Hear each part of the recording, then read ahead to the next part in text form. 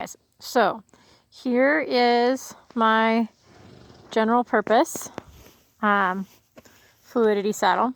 And so how I have my stirrups rigged, or I have them rigged so that they come off of up there and they come down here, and the buckle, as you can see, is facing the horse, but it's kind of buckled down. And yes, this tag piece is like hanging down here by itself, but that's so that I can easily adjust it without having to pull it out from underneath my leg, right?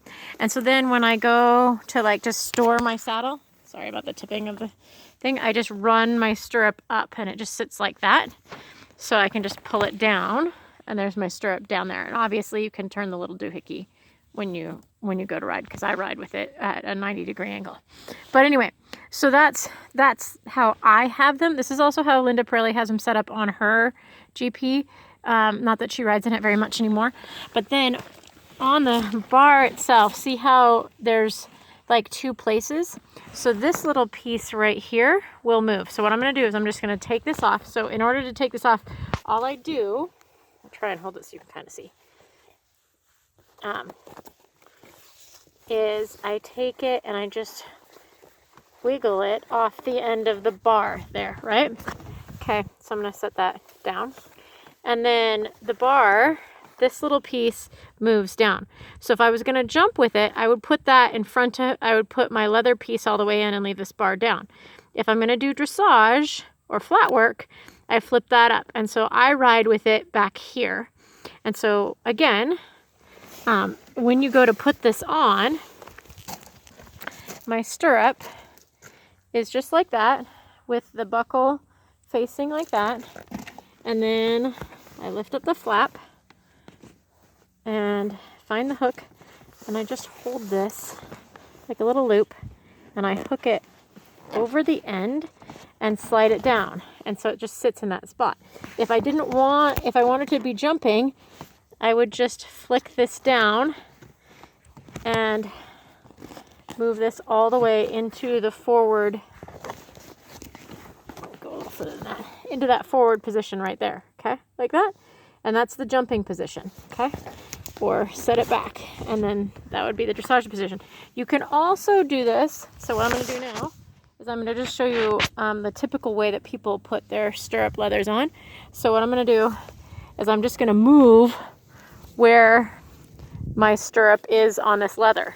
So I didn't unbuckle it. All I did was move it so that the buckle is now up here towards the top, right? Now I'm going to put the buckle facing out, and I'm going to do the same thing. I'm going to just hook it over that little hook. Oops.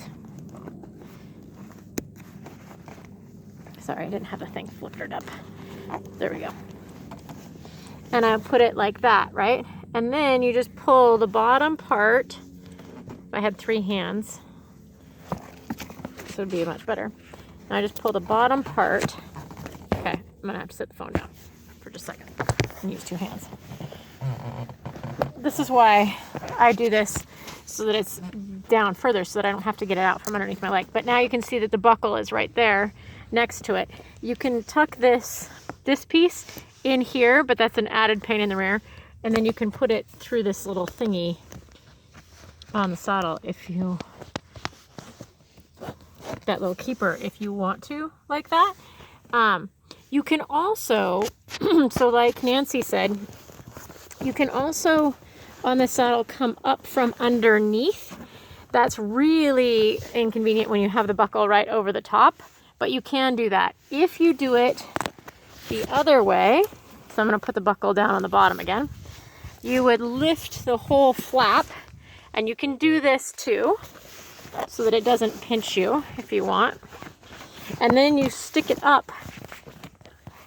Well, this is kind of awkward, right? Be handy if I had another person to hold this. And you stick the loop through, and you can put it through like that, so that it's over there, but then hanging out here. Those are the cinch billets there. And then the stirrup is like right over the top of it.